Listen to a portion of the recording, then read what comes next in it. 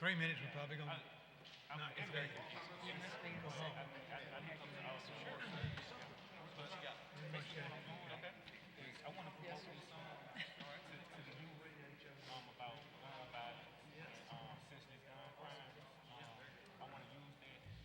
You here?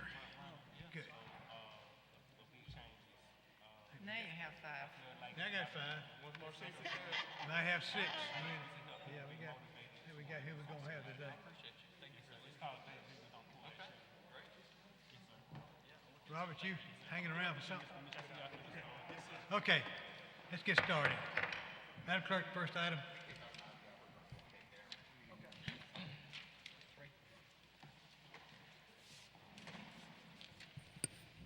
First item is we got to adjust some wording on the description of the redistricting plan. Robert, you got to answer that. It's really just, I think I can answer the question. It's a swamp and 2 railroads, okay, that were left out. And that's the reality in the description. Yes, just really brief. It's really just cleanup. Does not involve any population movements or anything like that. Just splits where they should not have been split. So let's just go through the first one. This is going to be from District 2 to 1, basically moving the boundary line from the railroad center line to the railroad's northern property line, thereby resolving the property line into 2 districts where it should be just in 1.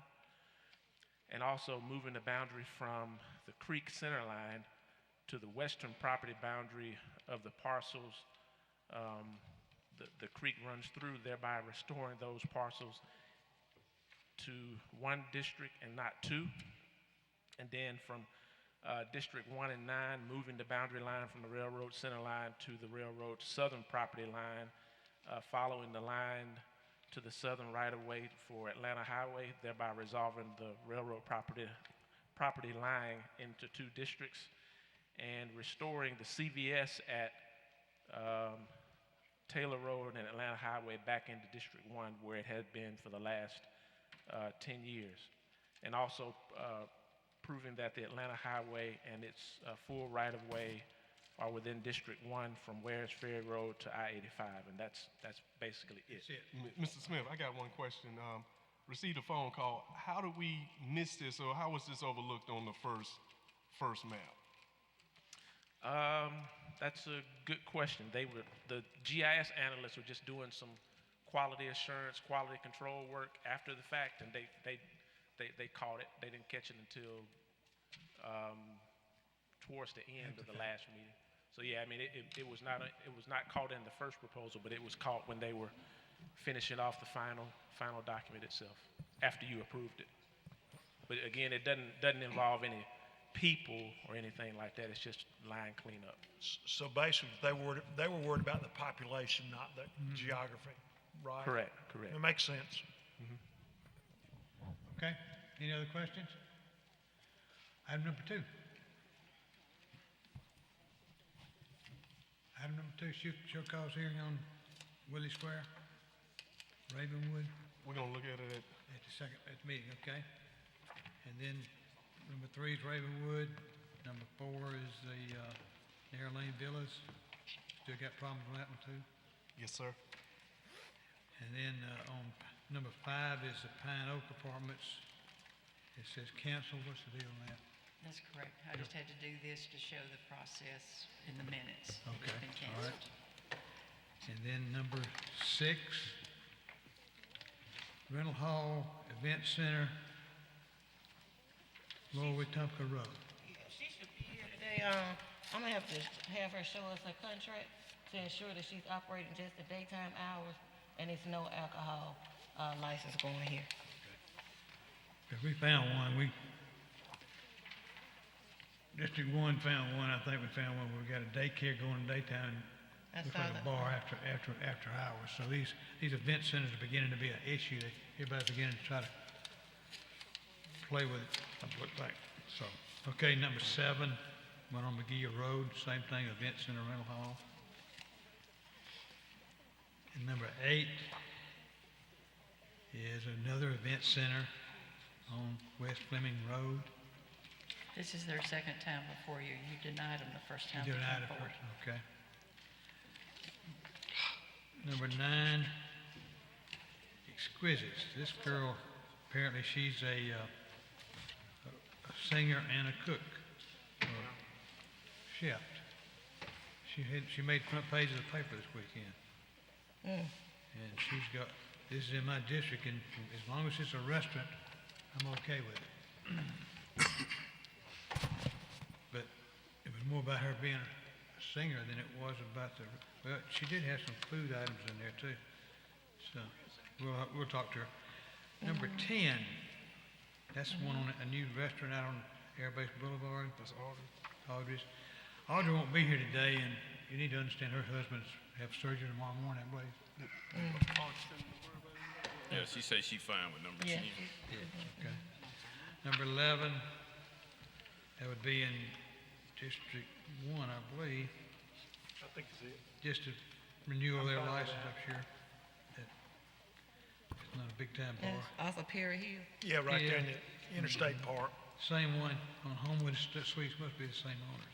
Just changing owners. Just changing owners? Okay. Number 13, Ted Wine Guy's having a special deal. He does that every year. That shouldn't be an issue.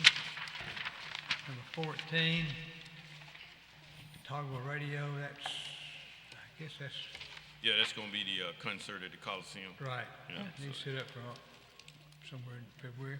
Sending you some business, Charlie. Yeah, I would, be patient, okay, good. All right, number 15's appointment, number 16's appointment, number 17's appointment, 18, 19, 20, 21, appointment, 22, appointment. 23 is unsafe structures, we do that one, then we got tear down on 24, 5 tear downs there, and then your nuisance. And then we'll talk about, Ed, do you want to talk about your park ranger idea now, or you want to wait till the 5 o'clock meeting? I thought 5 o'clock, so maybe. Okay, we'll do it then. The chief's not here right now. Yeah, okay. All right. That kind of gets us through the agenda, and today on our work session roster for people who want to talk to us, we want to have the new airport director and his police chief here today. Kind of introduce yourself to us. And come on up, let's have a conversation, would you?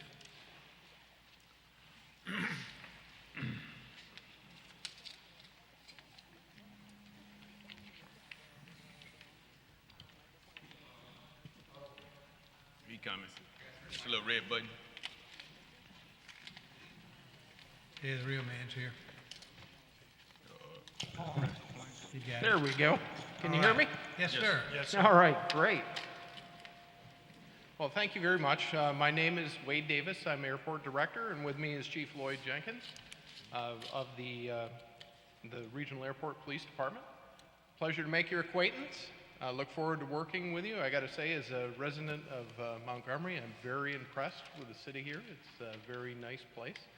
I love the history of both the Confederacy and the civil rights. It's very interesting to see so much history everywhere you turn here. We've got some great plans for the airport. The first thing we're doing is stabilizing our operations. We're stabilizing our existing relationships with our existing carriers, and we're hoping to expand. So I'd like to personally invite you out to the airport at your convenience for a behind-the-scenes tour, and you can see what we do and how we do it. So there's some pretty neat things that are done at the airport. You were in Shreveport, is that right? Sorry? Where were you coming from? You coming Yes, here? my background is I was in Shreveport, and before that I was in upstate New York, a little place called Ogdensburg, New York, up on the Canadian border. Well, I understand you come highly recommended. Welcome to Montgomery. Appreciate Yes, you sir. being here. And I think the airport's in real good financial shape, I know. We've been watching it, and before you got here, so we're in good shape financially. And so now we look forward to whatever we got to do in the future. One thing we did talk about, Mr. Calhoun's here, we were in a meeting the other day, and talk about anything that would be desired of the airport in DC. We would like to see it coordinated with the city and the county. So if you got any issues you want to, make sure the board responds to us and tells us what you need. don't need to go looking for two different things. That's happened before, so just a word of wise, okay? That sounds great. One of the things we're working on right now is the DC flight, because DC is essentially closed. There is a lot of people not flying on that flight. The level is about 33% Wow. full, and that obviously needs to change. So there's a lot of cool things to do here in Montgomery. We're informing the DC folks up, and there's a lot of neat things the other way around. That's the neat thing about aircraft, is they go both destinations. So, Well, good, that's right. Well, at one time, the DC flight was looking for a second flight, but we're not filling it the first one now. yes, that's one of the things that's on our agenda to talk with the airline about, is the frequency of flight. My understanding previously, you could go down and back go up and back in the same day, Right. and now you can't due to the schedule. So Wow. that's one thing we're hoping to address with them. Good, we need that back. That'd be big, that's big. Definitely. We appreciate your help and support. Anybody got any questions of the new airport I'm director good. and the police department? Do you have your cards on you already? I do. I apologize. I only have one, but Okay, You're I'll welcome take a to shot. it. Yes, I will, and I'll give it back to you after this work session. We'll Take make- a little picture of that. Let's make a copy of it and send it out. Anybody else? Thank you, and thank you for Thank coming you. to see us. Appreciate you. Good luck, and we're here to help you. Our council is working with the board, and we'll be there to help you any way we can. that sounds great. Thank you very much. Welcome to town. Welcome to Montgomery. Chief? Chief, where are you from, Chief? I'm actually from Montgomery. Are you? Yes, I am. I just left the city of Tuskegee as the interim chief of police there. It's an honor to be selected as the chief of police for the Montgomery Regional Airport, and I take this job very seriously. So I'm gonna do whatever I can to make sure the airport operates safely and securely while I'm out there. Very good. Any questions of the chief? Welcome aboard. Welcome aboard. Appreciate you coming to see us today. All right, thank you all again. Good to meet Thank you. you. Okay, Jackie Barrel.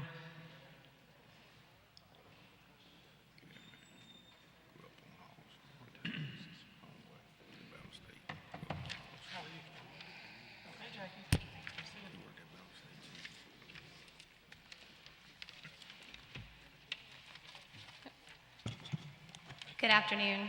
My name is Jackie Brettel, and I just wanted to come here to give a little bit of a recap of a summer program, MGM Leaps, that we piloted last summer with the support of the city and especially the Parks and Rec Department. So I wanted to just give a little bit of an overview, as well as we have two of our program leaders who are young adults here in Montgomery and hope to be future teachers serving our children here in Montgomery.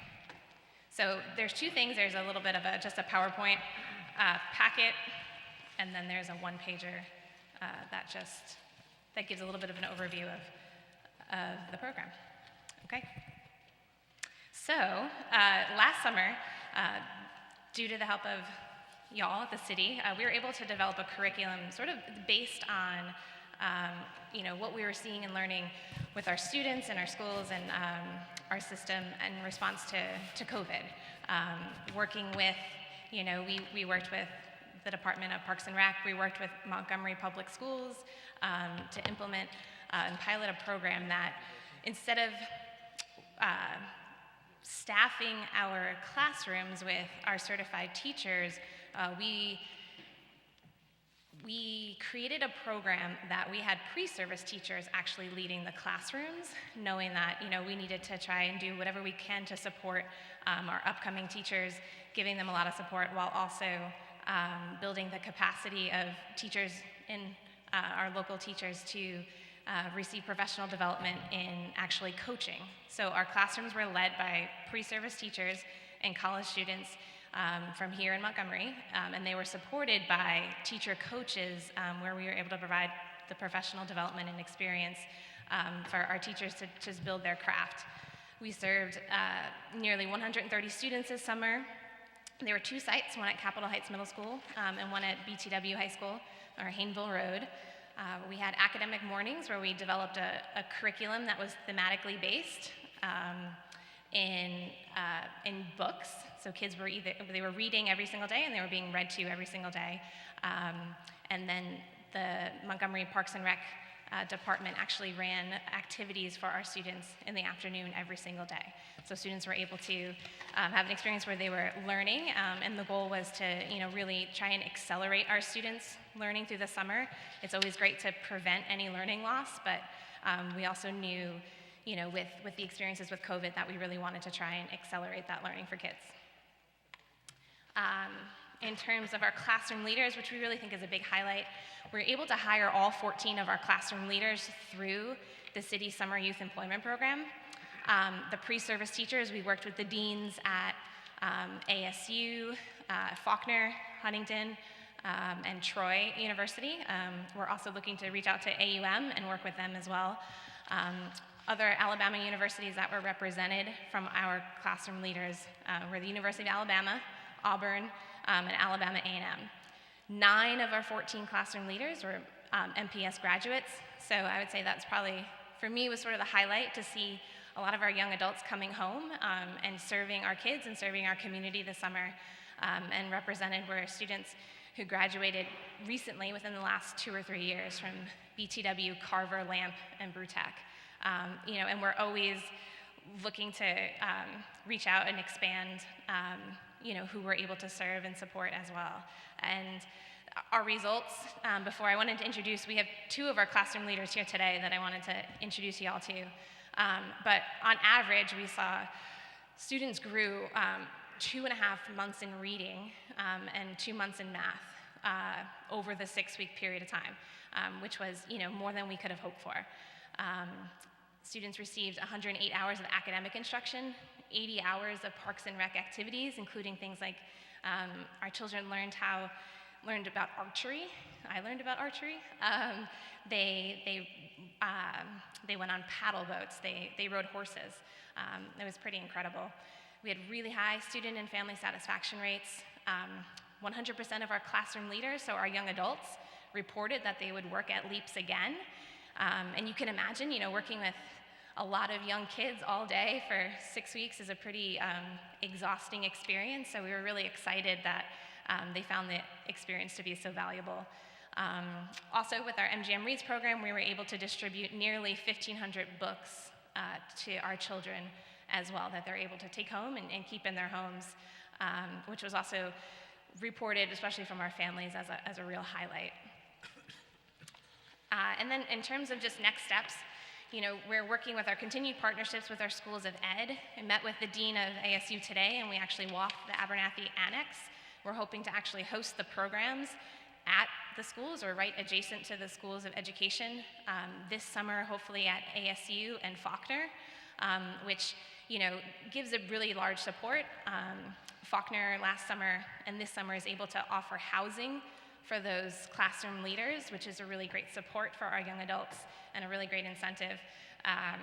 We're looking to determine some consistent funding sources to provide books to our kids each summer, just because that was such a highlight. And you'll notice there that's Anthony, who would come in every single morning and just with his nose in a book. So it was pretty incredible.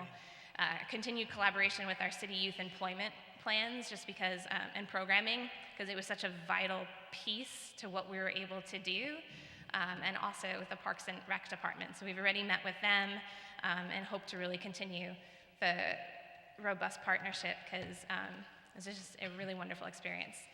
And then we're also really looking to expand the professional development and support provided to the teacher coaches in a way that can provide some just different teacher leadership experiences for our teachers here in Montgomery, as well as supporting our teachers that are going to come up and be serving our kids, hopefully in the next few years.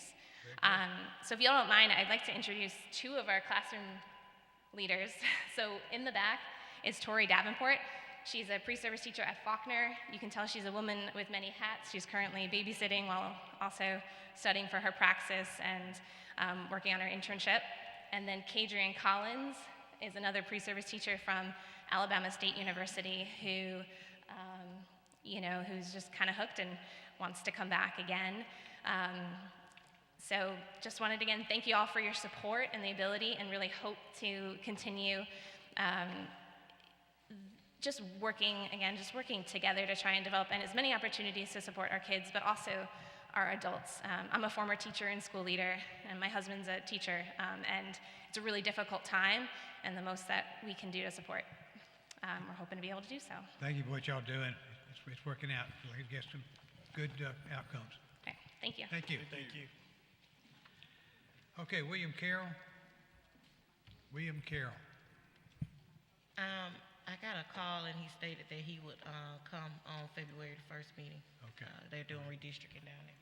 All right, Mr. Grimes, we're going to talk about that, the camera situation. Yeah. I think what we probably ought to do, I don't see, I think Clay knows a lot about it. I think you know you want to, and I think we need to get maybe. Well, we got Wesley Cox over here. Wesley was, Okay, let's let Wesley talk to us about it. Wesley, if you got, is our IT guy here? Griff, who's our IT? Who's our IT guy? I don't, anyone from IT here? Huh? Is he? That's IT. Yeah, That's there you go. Marcel. We- Sorry about that. Okay, I was visiting with Wesley on another situation the other day, and we saw their cameras, Charlie, where this started is, I don't understand with all the IT talent, we don't develop our own network where we run our own cameras instead of paying that $2,500 a month flock. And I was talking to Wesley, and they've got an impressive array of cameras around the cities. That's kind of where we started, how we build a network where we could take our camera money or funds and buy a camera and put it on the network that the city owns and possibly rent it out to Prattville, Wetumpka, the surrounding cities. And so I bounced it off Wesley, and he was showing me their cameras. And so that's kind of where we could, if any way we can build it. And I'm not an IT guy, but Wesley, how would we build a network? Tell me. Yeah, so we were talking a little bit about the cameras and wanting to do away with that separate fee where somebody else is coming in and connecting the cameras to their system and maintaining them. I'd have to let MPD talk about how that would be monitored, how it would be incorporated in their system. But as far as just the basic, I wanted to let you guys know, in order to do that, you've really got to have a backbone network system to be able to connect these cameras, sensors, whatever you do around the city, back to the city, back through a network. So right now, if you put something out there we don't have a city connection to, or any kind of internet connection to, you've got to pay somebody through an air card for mobile. You've got to get on that mobile network, or if you do have somebody like Spectrum or WOW or AT&T, any of these internet providers that have connection there, you can connect to them for a fee. Well, we've got a network around parts of the city now that's been built over the past several years that traffic uses to connect our intersections and to connect our cameras to. MPD has started putting in a lot of cameras as well using that same system. IT and Communications has a system that's mostly in the downtown area, connecting the different buildings together. But as we talk about adding neighborhood cameras, adding more public safety cameras, sensors around different parts of the city, that's what it's going to take, is to continue building on that network. And I think it's something Marcus and I were talking about it for several years. As that ITS network was getting built, there was a fiber network committee sort of internally within the city with IT and traffic. Let me ask you a question, Wesley. I mean, Star Watch, where is it at in all this? I mean, Star Watch was going to, is a huge investment in the city, at the police department. And for us to be able to coordinate all these cameras, we need one central location, because the reality of the cameras is to help the police department become more efficient. I mean, that's the bottom line of all this. Right. So we need Star Watch to be, in my opinion, dictating what we do. I mean, you got all this talent in the city, and I agree with you, Ed, we got talent to get it done internally, but we need to make sure that the police department gets that extra eye on the street everywhere we can get it. Yeah. And I think what we've done, we've got different cameras doing different things, and maybe we haven't coordinated everything. And Chip, you need to hear it. Chip, I'm talking to you now. Okay. The coordination with Star Watch, the camera system we got at Police Department. Yes. And all the other cameras. Yes. The objective was to make sure we expanded the opportunity for police officers to do their job. Right. And I think we kind of gotten scattered on what we do. We got different opinions. We got different cameras in different places. I think we need to have a real hard look at getting us a coordinated effort to make it all. And I think the police department's networking system in the police department itself, with all the cameras and all the input going there, I don't know why we're not loading that system up. And I don't know that, since we lost the person that was actually working Star Watch, I don't know where we at on all Star Watch now. Mr. President, We still got an effort? can I? Yeah, can I Clay, say a go few ahead. things? You know So what it is. I think this is a good conversation to have, and I think it's part of a broader maybe strategy that we get multiple people at the table talking about this network. Because what we're talking about is the Internet of Things. IoT is a big thing, and these devices communicating with each other. And I don't believe personally that we've stretched the bridge too far as devices. We're just thirsty for more devices to help the police department, help engineering, help traffic, help the city be a better city. I think it's a positive thing that we look at what our network is capable of doing, and what Star Watch. So every flock camera that's in a lot of our neighborhoods that the neighborhoods pay for is in Star Watch. Right. So all of those are documented. The company pays for the cell service for those individual items, and then it goes to the internet and it goes to the Star Watch. So I think it's both and approach. It's not like an either or approach. I think it's just we're thirsty for more protective devices to keep our city operating the best of its ability. And I think we just need to have a better strategy, and I think this conversation could be the beginning of that, of what are our assets, what do we have, what are we missing, what can complement those, and then what can we invest in to make it all better than what it is today. I agree. so. Wesley, And I just want to Go ahead. make you guys Go aware, ahead. as we talk about that, as we talk about expanding the devices and all of these cool technologies that are out there and coming this way, it really takes that backbone network to be able to do that. And we've got some key parts of that built. It took many years to get it built to where it is now. Like you said, I think it would be good to have a group to look at that, come up with where we need to expand to, and where we can fill in those gaps. That way we can continue to deploy those new technologies.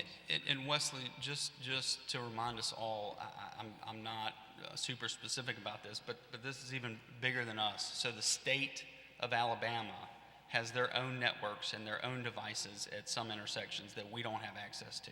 Is that correct?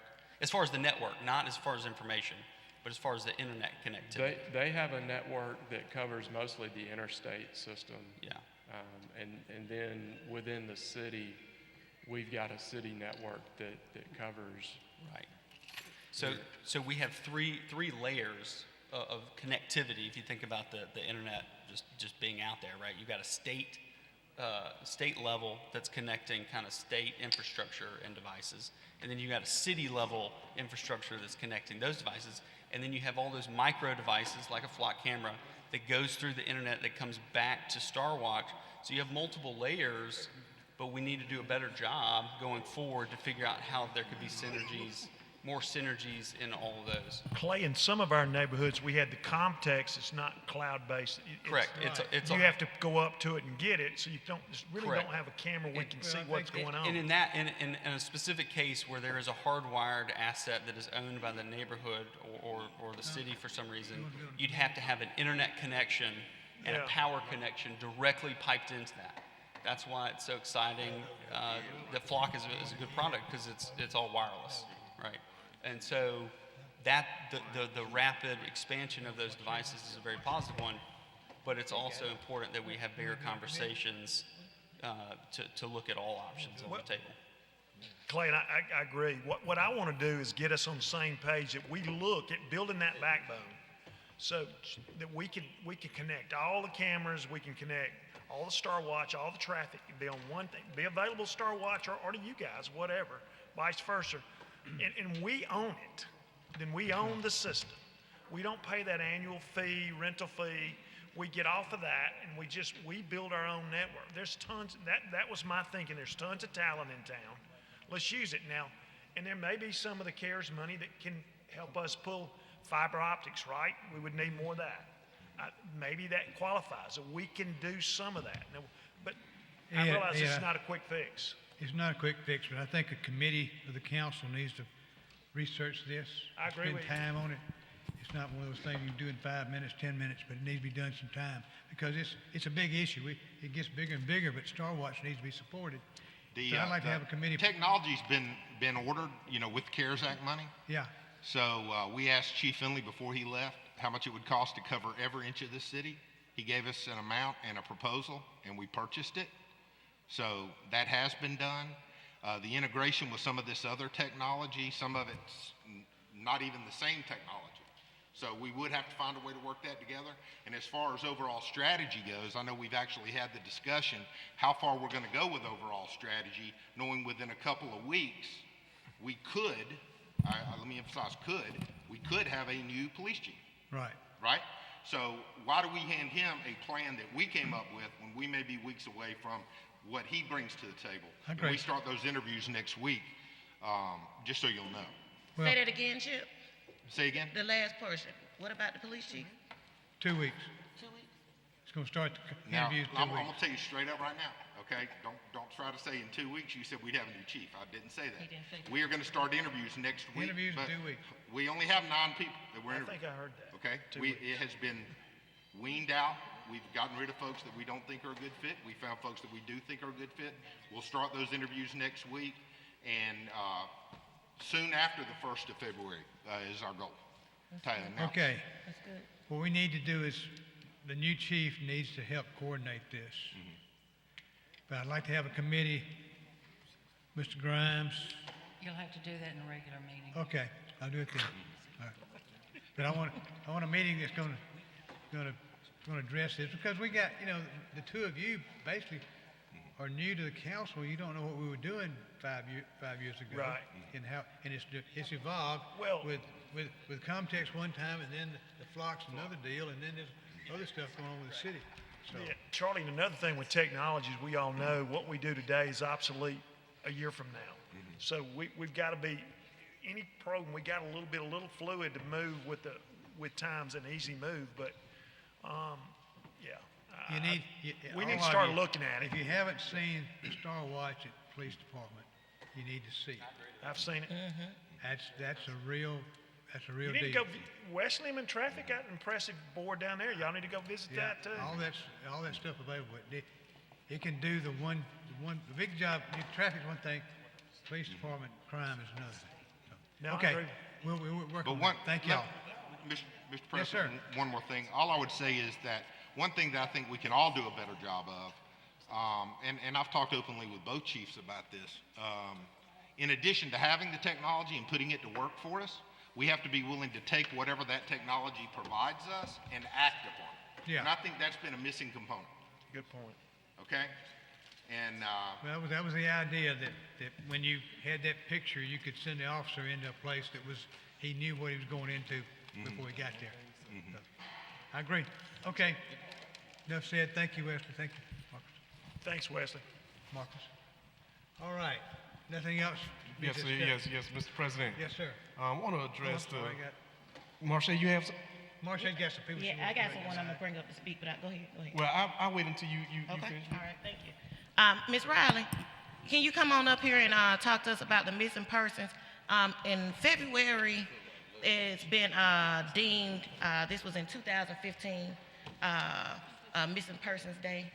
And Ms. Riley wants to talk to us a little bit about that and what they have coming up. So I wanted to give them an opportunity to brief the council, because it's been a while since they've approached the council about anything. And this is a serious ordeal when we talk about missing people, so I just want to give them an opportunity. Okay, very good, Ms. Riley. Good evening. We appreciate you, Ms. Johnson. I am Pam Riley Bolden, and I am the president and founder of the Riley Relief Foundation. The Riley Relief Foundation is a substance that came about when my daughter, LaQuanda, disappeared on the west side of Montgomery, seemingly without a trace more than 19 years ago. Riley Relief, let me just read this. Our mission is to support and educate through safety and awareness, to be a voice for the missing, to stretch our hearts and our hands out to those whom are in need, serving those at high risk. Did you know over 800,000 children are missing every year? Did you know that's 1 in every 40 seconds? Did you know that there were over 450,000 children that are listed as runaways? Did you know that over 300,000 are abducted by family members? 500,000 are abducted by non-family members. The primary motive for non-family abduction is sexual. Each year, children are the victims of the most serious abductions taken by non-family members and either murdered, held for ransom, or taken with the intent to keep. Riley Relief is an outlet for family and sibling support, which we believe is the gold stone to surviving a long-term missing person. We also have prayer and praise candlelight vigils, and I don't know if anybody up here ever attended any of them, but Mr. Larkins was very helpful with that endeavor. We also have a Missing Persons Day in Alabama, which we didn't have, but we did have a Missing Children's Day that was proclaimed by Ronald Reagan way back then. The only difference in it is that when my daughter disappeared, this lady's son disappeared, and some of the other families that would come around tonight or out and about to see what's going on, if our children was over the age 17, they were not added to the missing children here in Alabama. So that's why we're so grateful for the Missing Persons Day that was proclaimed probably by the city council, the county commission, the mayor, and the governor about 3 or 4 years ago. So we're here tonight to ask for support in those endeavors to keep some of these events going, and we were told that we would do better to get this Zoom, so that we can continue with the support and we can continue to search, because as a searching parent, and I told this to a lady that I talked to today, may have been in the media, we don't have vacations. We don't have holidays. We don't have off days. It would be much needed, but it just don't happen when you're a searching parent for a person that's been missing for decades or more. My daughter's been missing for 18 years.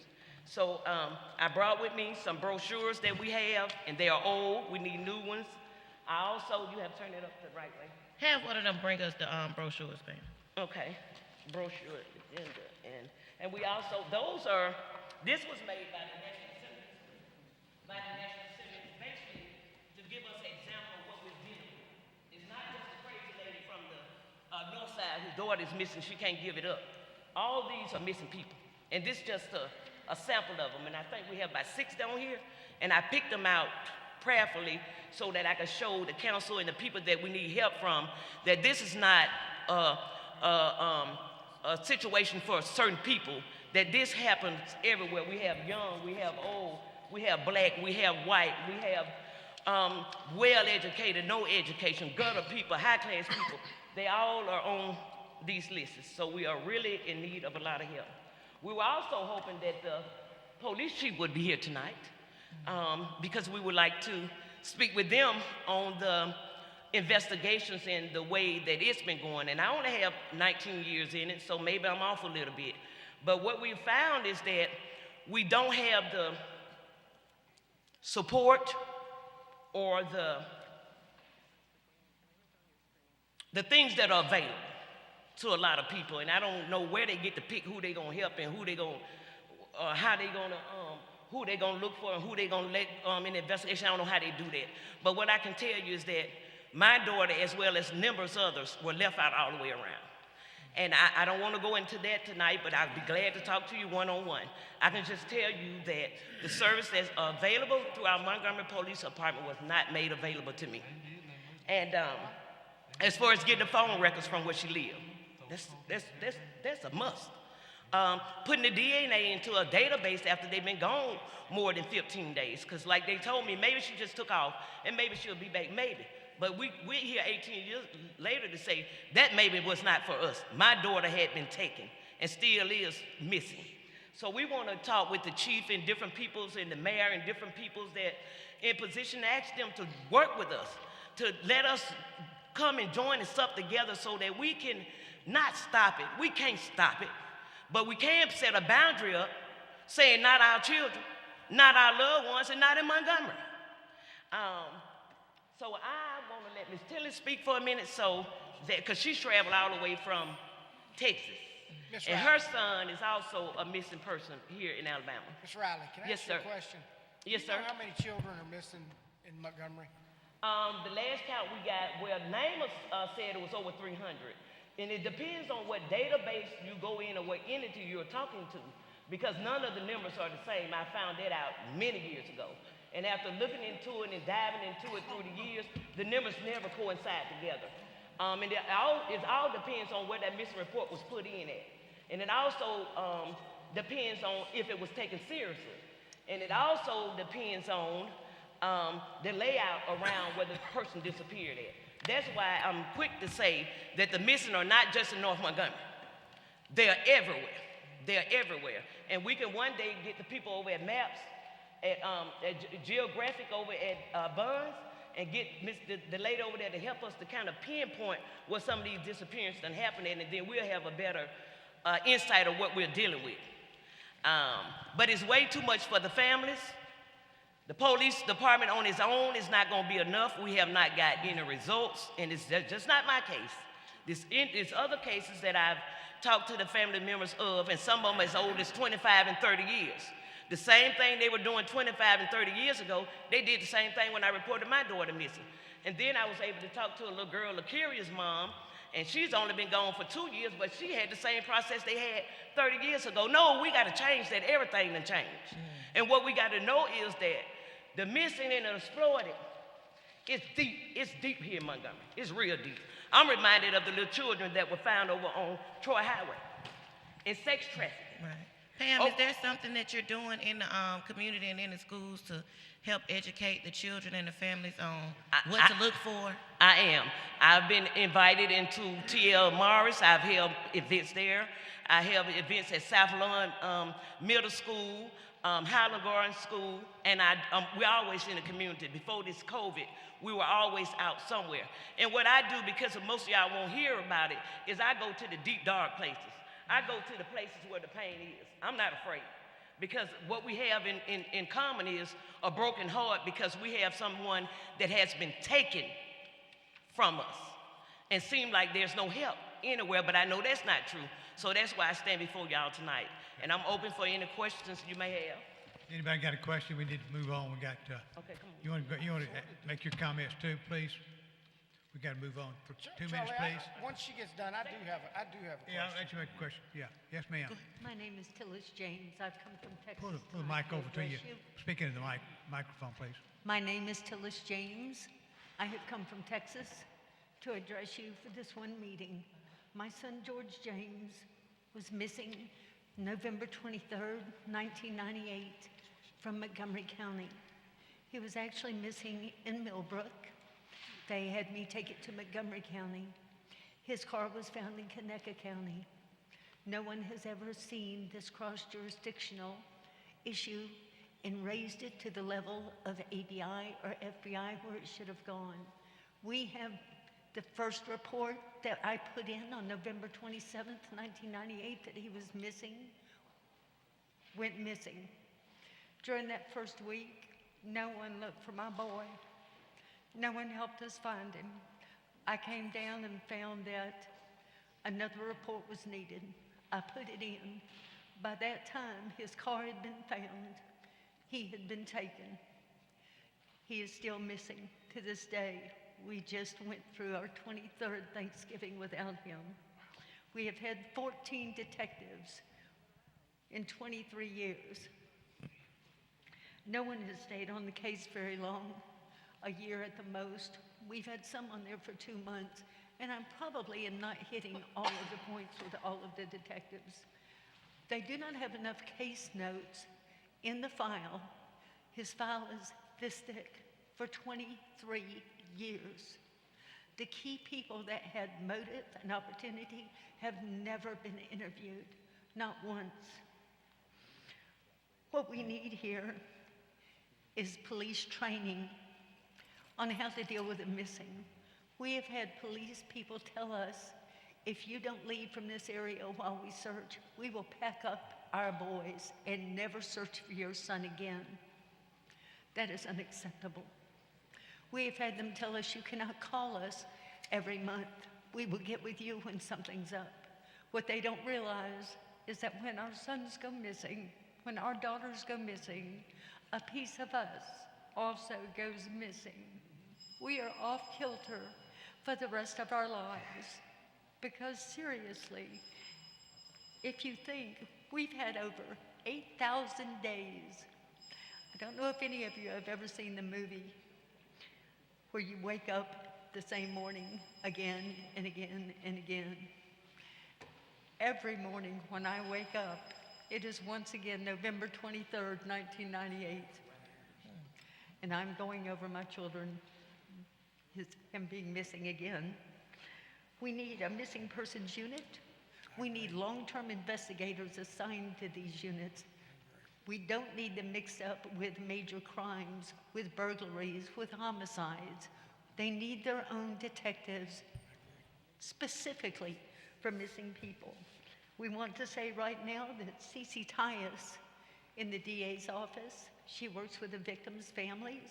She has been invaluable to us, that when we call her and say we can't get a call back from the detective, or they once again changed the detective, can you find out who our new detective is? She has done these things for us for years. She needs to be recognized for this. Riley's Relief has come to us. We tripped onto them when we were looking for our boy. Riley's Relief has helped us with support, with putting us together, with making us stronger, with giving us other ideas that we can go after to help find our children.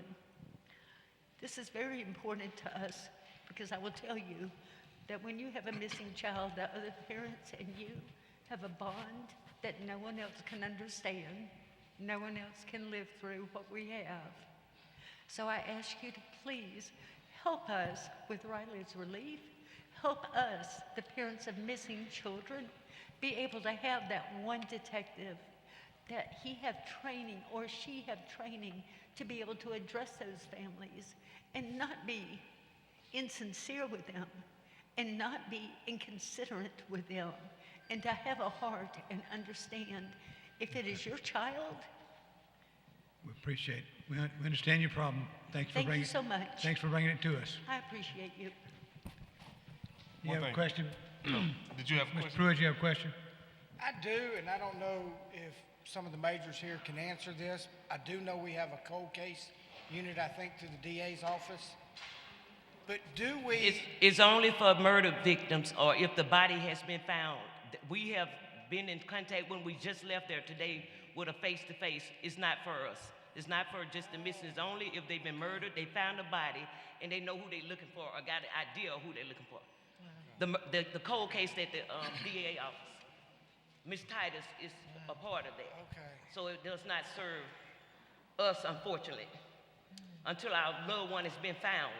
The body has been found. If there's a body, but I'm looking for a live person. I don't know about nobody You have a positive attitude. And then- Thank y'all for coming. And Charlie, this goes, I guess, to my point, and I don't know if we have a missing persons department and how it works and how far we track, and do we go back like a, quote, cold case unit and look at this? You know, there's a lot of things that we don't do right in this city, but when we start talking about children, and that's why we all ponied up on Child Protect, I think we should be very much more proactive, and because I know what it's like to lose a child and not have an answer.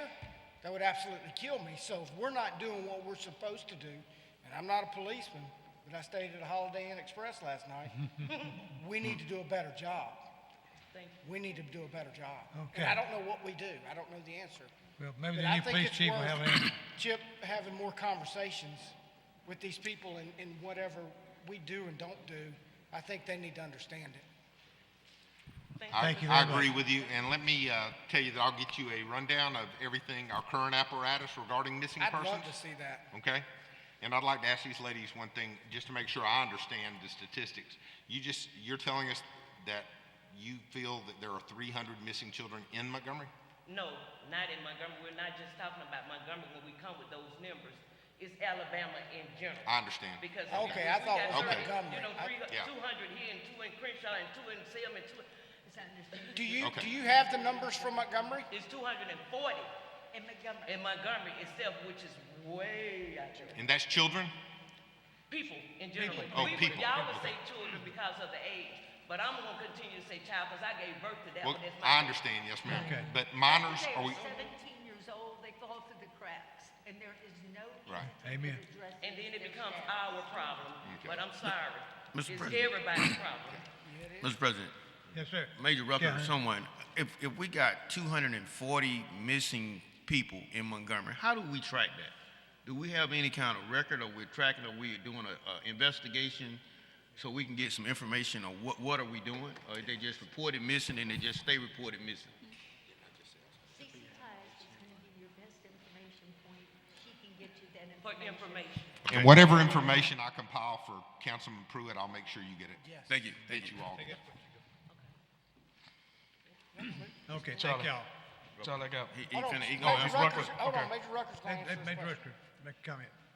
Okay, Councilman Campbell, what was your question? How do we track missing persons in Montgomery? They're saying it's 240 missing persons in Montgomery. I would have to verify that, but as Ms. Riley said, and I've been working with her for years, we're still getting information. As a matter of fact, about 2.5 months ago, we thought we had some more information in reference to our daughter's case. Okay. All right, so we're still tracking that case. Normally what happens is, and like she said, depending on age, kids 12 or under, basically that's immediate response. Okay. When the missing person comes up, basically we make contact with the family, see if they got any medical problems, medical issues, things of that nature, the point where they were last seen. And generally, a missing persons case, whatever detective picks up that case, they generally keep it. However, Ms. Riley is right. We have a cold case unit, but also now, since we've incorporated all our investigators back together, we do have a unit that handles missing persons cases. Okay. That's ran by Sergeant Clark. Okay, that's good. Thank you. That's good to know. Thank you very much. Thank y'all for being here. Thank you for bringing it to our attention. We got to move on. One thing. Mr. O? Yeah. Mr. President, I'd like to say one thing. Spoke to Kimberly Reed, the mother of Jeffrey Reed that was murdered at Bama Lanes, and I just want to know, 7 people were shot at Bama Lane. We have closed down other establishments for less than that. I just want to see what is this council going to address the situation with Bama Lane. 7 people shot at Bama Lane. I think we need to ask the chief tonight. I think the reality of it, that place doesn't need to be open midnight. Somebody needs to call him down here. Huh? That's what I'm saying. We need to. Well, how many calls of service have been there? Let's check the calls of service and go from there. Okay? And I had a question. Did it happen in It was the inside. bowling alley Inside. or in the lounge? It was inside in the lounge. In the lounge. In the lane.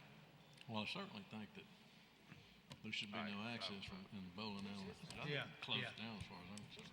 They can go, close at 10 o'clock every night. What do you think? All right, we need to talk, let's have them come, in the regular meeting, we'll talk about it again. Call them in. Okay, anything else? We're going to adjourn for a minute, but we're time to go into the regular council meeting.